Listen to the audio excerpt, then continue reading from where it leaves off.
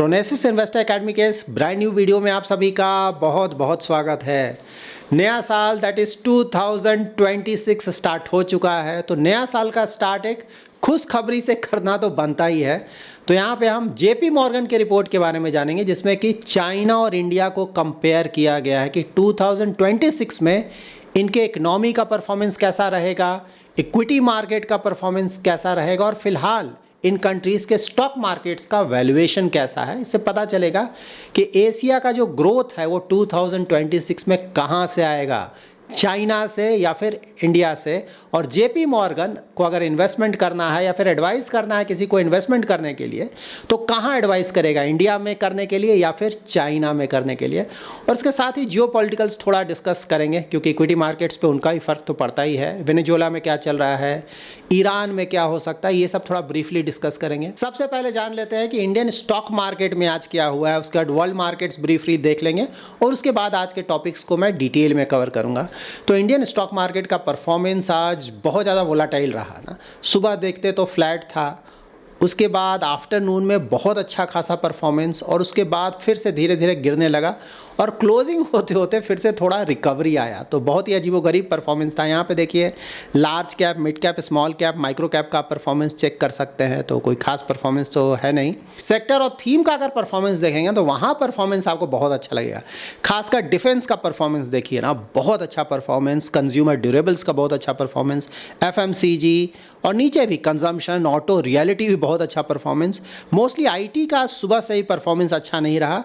Bank तो सुबह अच्छा परफॉर्मेंस था, लेकिन बाद में गिरा और उसके बाद लास्ट होते होते वहाँ भी थोड़ा रिकवरी आ गया है। और मेरा पोर्टफोलियो भी बिल्कुल आज इसको रिफ्लेक्ट करता है ना। सुबह थोड़ा बहुत रिटर्न आ रहा था, आफ्टरनून में मेरा स्टॉक पोर्टफोलियो की बात बोल रहा हूँ, ऑलमोस्ट 1.2% ऊपर चला गया था और उसके बाद गिरकर 0.4% के आसपास ऊपर रहा और क्लोजिंग होते होते अबाउट 0.7% पे बंद हुआ। तो बहुत वोलाटाइल मार्केट, बट हाँ ओवरऑल परफॉर्मेंस अगर सेक्टर वाइज देखें ना तो परफॉर्मेंस बुरा नहीं है। कुछ सेक्टर्स का परफॉर्मेंस आ रहा है और मोस्टली एक्सपेक्टेड लाइन्स पे आ रहा है। हमने ये सब डिस्कस भी किया हुआ है। उन्हीं सेक्टर्स में मोस्टली अच्छा परफॉर्मेंस और उनके कुछ पर्टिकुलर स्टॉक्स में बहुत ज़्यादा अच्छा परफॉर्मेंस आ रहा है। तो इस मार्केट में ऑफकोर्स इंडेक्स के चक्कर में ज़्यादा ना पड़े ना, सेक्टर सेलेक्ट करें, थीम सेलेक्ट करें, कुछ पर्टिकुलर स्टॉक सेलेक्ट करें, वहाँ पे परफॉर्मेंस अच्छा देखने को मिल रहा है और आगे भी लगता है कि यहाँ से बिल्कुल परफॉर्मेंस आना चाहिए। देखिए मार्केट में आज थोड़ा बहुत प्रेशर क्यों आया, रुपये फिर से काफ़ी ज़्यादा गिर गया, ठीक है, उसके कारण प्रॉब्लम आ रहा है। और US का जो डॉलर है आज बहुत स्ट्रांग हुआ है। इंडियन स्टॉक मार्केट पे प्रेशर पड़ने का एक और बड़ा रीज़न है कि US से कमेंट्री आया है कि अगर इंडिया रसिया से ना ऑयल खरीदना पूरी तरह से बंद नहीं करेगा तो हम और भी ज़्यादा टैरिफ लगा सकते हैं। इंटरनेशनल मार्केट्स का अगर परफॉर्मेंस देखेंगे ना तो वहाँ भी परफॉर्मेंस आपको अच्छा लगेगा। लाइक US का प्री मार्केट्स देखिए, फ्यूचर, यहाँ परफॉर्मेंस ठीक ठाक है। उसके बाद एशियन मार्केट्स देखिए, जापान का मार्केट या फिर चाइना का मार्केट बहुत अच्छा परफॉर्मेंस। यूरोपियन मार्केट्स भी देखेंगे तो मोस्टली परफॉर्मेंस यहाँ भी अच्छा रहा है। सो ओवरऑल बाहर, एटलीस्ट इंडिया में तो कोई खास नहीं रहा, इंडाइसिस लेवल पे मैं बोल रहा हूँ, लेकिन बाहर इंडाइसिस लेवल पे भी परफॉर्मेंस बहुत ज़्यादा अच्छा रहा है। यहाँ पे देखिए गोल्ड और सिल्वर, ये तो डिस्कस करना बनता है ना, बहुत ज़्यादा तेज़ी से ऊपर गए हैं। जियो पॉलिटिकल टेंशन जब भी थोड़ा बहुत बढ़ रहा है तो यहाँ पे बहुत ज़्यादा तेज़ी आ रहा है। ऑयल पे देखिए कोई फ़र्क नहीं ना, वही $60 पर बैरल के आसपास। सो नाउ जान लेते हैं कुछ जियो पॉलिटिकल इश्यूज़ पे, टेंशन्स पे कि भाई वर्ल्ड में चल क्या रहा है। तो वेनेजुएला तो मैंने सैटरडे लाइव स्ट्रीम में भी आप लोगों के साथ डिस्कस किया था। देखिए वेनेजुएला में अगर ऑयल रिजर्व्स देखें ना तो वर्ल्ड का सबसे ज़्यादा है, ठीक है, 303 बिलियन बैरल्स के आसपास माना जाता है वहाँ पे रिजर्व्स है। सऊदी अरेबिया से भी बहुत ज़्यादा है, ठीक है। और ये जो टोटल रिज़र्व है पूरे वर्ल्ड के रिजर्व्स का ऑलमोस्ट 17 to 18% है। मतलब ये हमें समझने में मदद करेगा कि US ने जो भी किया वो क्यों किया, ठीक है। और वहाँ पे जो ऑयल होता है ना थोड़ा एक्स्ट्रा हैवी क्रूड है, ठीक है, क्वालिटी वाइज थोड़ा डाउन है, लेकिन हाँ रिफाइनिंग तो US में भी अच्छा खासा हो सकता है। हमारे यहाँ भी इस तरह के हैवी क्रूड्स का अच्छा खासा रिफाइनिंग हो सकता है, तो वो इशू नहीं होगा। लेकिन हाँ देखिए जो कुछ भी हो रहा है ना, इतना आसान है तेल निकालने में वहाँ से, क्योंकि इंफ्रास्ट्रक्चर बहुत डाउन हो चुका है वहाँ का। 5-6 ईयर्स लग जाएंगे, बहुत ज़्यादा पैसा लगेगा, तो बहुत लॉन्ग टर्म का प्रोजेक्ट है। फिलहाल वेनेजुएला का अगर प्रोडक्शन देखें बहुत कम है ना, 0.9 to 1 million barrels per day. पूरे वर्ल्ड में जो भी प्रोडक्शन हो रहा है उसका 1% या उससे भी थोड़ा बहुत कम ही हो रहा है। इसीलिए वर्ल्ड में कहीं भी कोई फ़र्क नहीं पड़ा ना। क्रूड ऑयल तो इनफैक्ट थोड़ा नीचे चला गया है, कोई फ़र्क नहीं, क्योंकि इस साल क्रूड ऑयल का प्रोडक्शन और थोड़ा बहुत बढ़ने जा रहा है। तो अगर वेनेजुएला का पूरी तरह से आप बंद भी कर दोगे, फिर भी वर्ल्ड में जो क्रूड ऑयल के प्राइसेस है वहाँ फ़र्क नहीं पड़ेगा। इसका फ़र्क कहाँ पड़ेगा? चाइना को थोड़ा पड़ेगा, क्योंकि जो भी क्रूड है वहाँ उसका 70 to 80% चाइना लेता था, क्योंकि यूएस का सैंक्शन है ना। ज़्यादातर कंट्रीज डर से लेते ही नहीं थे वेनेजुएला से, तो सिर्फ चाइना ही मोस्टली उसका तेल खरीदता था, ठीक है। और इसके साथ साथ वेनेजुएला में गोल्ड है, डायमंड है, निकल है, आयरन है, बॉक्साइट है, कॉपर है, यूरेनियम है, बहुत मिनरल्स हैं वहाँ पे। तो ऑफ कोर्स यूएस चाहता है कि इन ज़्यादातर चीज़ों पे वो अपना होल्ड ले ले। सो लेट्स सी क्या होता है। लेकिन हाँ, उसके कारण वर्ल्ड मार्केट्स पे कोई फ़र्क देखने को नहीं मिला, और हमने सैटरडे डिस्कस भी किया था लाइव स्ट्रीम में, नहीं कोई फ़र्क नहीं पड़ेगा, ठीक है। यहाँ पे अब ईरान का नंबर आने वाला बोला जा रहा है। ईरान का जो लीरा करेंसी है ना, 1.4 मिलियन रियाल हो गया $1 का। अगर आपको $1 चाहिए ना, तो उसके लिए आपको 14 लाख रियाल देना पड़ेगा। तो वहाँ पे ऑफ कोर्स इसके लिए बहुत ज़्यादा अनरेस्ट हो रहा है ईरान में, आपने न्यूज़ में देखा होगा। तो देखिए, वहाँ भी यूएस और इजराइल के पास है मौका कि वहाँ भी कुछ ये लोग गड़बड़ करेंगे। So let's see. वहाँ भी क्या है कि भाई चाइना, ईरान पे भी सैंक्शंस हैं, तो वर्ल्ड का कोई भी कंट्री डर से लेता नहीं है, सिर्फ चाइना लेता है। तो ईरान में जितना भी एक्सपोर्ट हो रहा है उसका 90% चाइना के लिए लेता है। तो इन जो भी जगहों पर प्रॉब्लम हो रहा है उसके कारण मोस्टली जो प्रॉब्लम आएगा वो चाइना को ही होगा। अब इसके बाद बोला जा रहा है क्यूबा का नंबर आ सकता है, कोलंबिया का नंबर आ सकता है, ग्रीनलैंड का नंबर आ सकता है, ठीक है। सो लेट्स सी आगे आने वाले समय में क्या होगा। बट हाँ, फिलहाल एटलीस्ट वेनेजुएला फ्रंट पे कोई खास दिक्कत नहीं है। बस देखना होगा कि इन चीज़ों का फ़ायदा उठाकर कहीं चाइना भी ताइवान पे अटैक ना कर दे, वो एक बड़ा इशू हो सकता है। और नियर फ्यूचर में तो जो भी इश्यूज़ हो रहे हैं उसको देखकर नहीं लगता है कि रसिया और यूक्रेन का भी इशू रिजॉल्व होने वाला है। हमारा जो टैरिफ लगा है इंडिया पे, वो भी नहीं लगता है कि नियर फ्यूचर में ख़त्म होगा। इनफैक्ट मैं तो उसको भूल ही गया हूँ। जब होगा तो देखेंगे, क्योंकि मान लीजिए कि उससे कम भी कर दिया ना, तो डोनाल्ड ट्रंप है ना, अगेन उसके बाद कुछ ना कुछ वो डिमांड रखने लगेंगे, डिमांड पूरा नहीं करोगे तो मैं फिर से टैरिफ लगा दूंगा। तो इन चीज़ों का बात करने का कोई मतलब नहीं बनता है।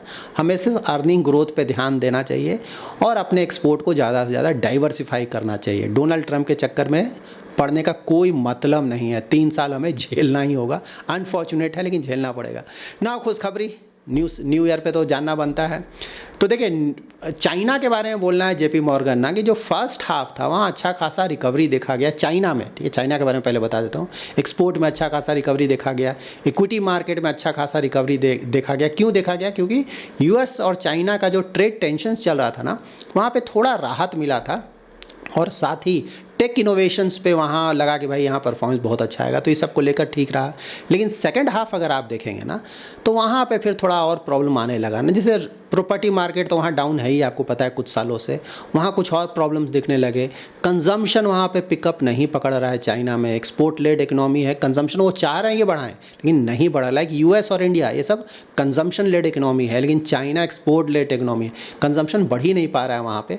और लेबर इनकम ग्रोथ भी अगर आप देखेंगे तो लगातार वहाँ घटा है। तो चाइना के लिए बहुत ज़्यादा प्रॉब्लम है। सो ऑल दो गवर्नमेंट की तरफ से अच्छा खासा वहाँ पे सपोर्ट दिया जा रहा है, फिजिकल एक्सपेंशन किया जा रहा है, वहाँ के सेंट्रल बैंक के द्वारा लिक्विडिटी मेजर्स लिए जा रहे हैं, लेकिन फिर भी डोमेस्टिक डिमांड पिकअप नहीं पकड़ रहा है। और 2026 में भी नहीं लगता है कि डोमेस्टिक डिमांड पिकअप पकड़ेगा। तो चाइना में क्या चल रहा है? चाइना में देखिए, सिर्फ एक चीज़ आपको ध्यान में रखना है, एआई इन्वेस्टमेंट्स, ठीक है। वही एक मतलब सेक्टर या थीम जो भी आप बोलें, जहाँ की परफॉर्मेंस आ सकता है। उसके अलावा फ़िलहाल चाइना में कोई खास देखने को नहीं मिल रहा है। तो एआई थीम मतलब डेटा सेंटर्स हो गया, क्लाउड इंफ्रास्ट्रक्चर हो गया, डोमेस्टिक सेमीकंडक्टर्स हो गया, यहाँ पे परफॉर्मेंस थोड़ा आएगा। इंडिया को अगर आप देखेंगे तो जेपी मॉर्गन का बोलना है कि भाई 2026 में भी GDP growth rate about 6 to 7% के आसपास रहेगा। उसके बाद इन्फ्लेशन 47 ईयर लो पे है इंडिया में, ठीक है। इसके कारण ही जो इंडिया का सेंट्रल बैंक है आरबीआई, उसने 6.5% से, जो कि इंटरेस्ट रेट हमारा था, घटाकर उसे 5.25% कर दिया। रेपो रेट 125 बेसिस पॉइंट का रेट कट हुआ। तो ये जो भी रेट कट हुआ उसके कारण जो डोमेस्टिक क्रेडिट ग्रोथ है वो बढ़ने जा रहा है, हाउस होल्ड कंजम्पशन बढ़ने जा रहा है, और ओवरऑल इकोनॉमिक एक्टिविटी को भी बूस्ट मिलने जा रहा है। प्लस बोला जा रहा है कि गवर्नमेंट ने जो डायरेक्ट और इनडायरेक्ट टैक्सेस कट किए ना, उसका भी लाइक जीएसटी एडजस्टमेंट्स हुआ, या फिर इनकम टैक्स में बेनिफिट्स मिले, तो इसके कारण भी ओवरऑल काफ़ी बेनिफिट्स मिलने जा रहा है। और जो गवर्नमेंट की तरफ से लार्ज इंफ्रास्ट्रक्चर प्रोजेक्ट्स पे काम किया जा रहा है ना, वो भी काफ़ी सारे प्रोजेक्ट्स नियर कंप्लीशन हैं अभी, तो उसका भी काफ़ी बेनिफिट मिलेगा हमें। तो बोल रहे हैं कि भाई सभी चीज़ों का मल्टीप्लायर इफेक्ट होगा और इसके कारण कॉर्पोरेट अर्निंग्स भी काफ़ी बढ़कर आएगा। तो इंडिया का इक्विटी मार्केट उन्होंने बोला कि 2025 में तो बिल्कुल सही बात है कि अंडर परफॉर्म किया है, लेकिन अब एंट्री के लिए बहुत अच्छा है। निफ्टी 50 का उनका बोलना है कि वैल्यूएशन 20 टाइम्स फॉरवर्ड अर्निंग के आसपास चल रहा है, जो कि हैंग सेंग, ठीक है, हांगकांग का जो स्टॉक एक्सचेंज है, क्योंकि वहीं से ज़्यादातर आप चाइनीज़ जो स्टॉक्स हैं बाय सेल कर सकते हैं, तो उसका जो अगर आप वैल्यूएशन देखेंगे ना 12.5 टाइम्स के आसपास है। हमारा 21 टाइम्स, उसका 12.5 टाइम्स, उससे थोड़ा सा ज़्यादा है, ठीक है। लेकिन फिर भी हमारा जो वैल्यूएशन है उसे आप बहुत ज़्यादा नहीं बोल सकते। वो इसलिए क्योंकि हमारा वैल्यूएशन हमेशा ही ज़्यादा होता है, ठीक है। हमारा हिस्टोरिकली देखें ना तो 20 टाइम से ज़्यादा ही होता है, ये लॉन्ग टर्म में भी अगर आप देखें। उसका रीज़न ये है कि हमारे यहाँ जो ग्रोथ है वो ज़्यादा होता है, जो गवर्नेंस है चाइना के मुकाबले हमारा गवर्नेंस भी अच्छा है ना, और प्लस जो मैक्रो रिस्क है चाइना के मुकाबले काफ़ी कम है, और प्लस कॉर्पोरेट अर्निंग वाइज भी, अर्निंग ग्रोथ भी बोला जा रहा है कि वो 13 to 14% 2026 में आ सकता है। तो इंडियन इक्विटीज़ जो रिस्क रिवार्ड है वहाँ पे फेवरेबल है। तो उनका ये भी बोलना है कि भाई अगर ये ट्रेड डील नहीं भी हुआ यूएस के साथ, क्योंकि वो तो बहुत अच्छा फ़ायदा होगा ना, ट्रेड डील बिल्कुल सही बात, अगर हुआ तो इंडिया के लिए बहुत अच्छा है, स्टॉक मार्केट के लिए बहुत अच्छा, लेकिन उनका बोलना है कि किसी कारण से अगर नहीं भी होता है, फिर भी जो इंडिया का ग्रोथ है वो सेल्फ सस्टेनिंग है, ठीक है। तो उसको हटा देने के बाद भी इंडिया का परफॉर्मेंस अच्छा ही रहेगा, क्योंकि यहाँ पे पॉलिटिकल स्टेबिलिटी देखने को मिल रहा है, प्लस रिसेंट जो इलेक्शंस हुए हैं, जो भी करंट गवर्नमेंट है वो कंफर्टेबली वो सारे इलेक्शंस जीत रहा है। तो यहाँ पे पॉलिसी वाइज कोई प्रॉब्लम नहीं होगा, गवर्नमेंट आराम से पॉलिसी बना पाएगा।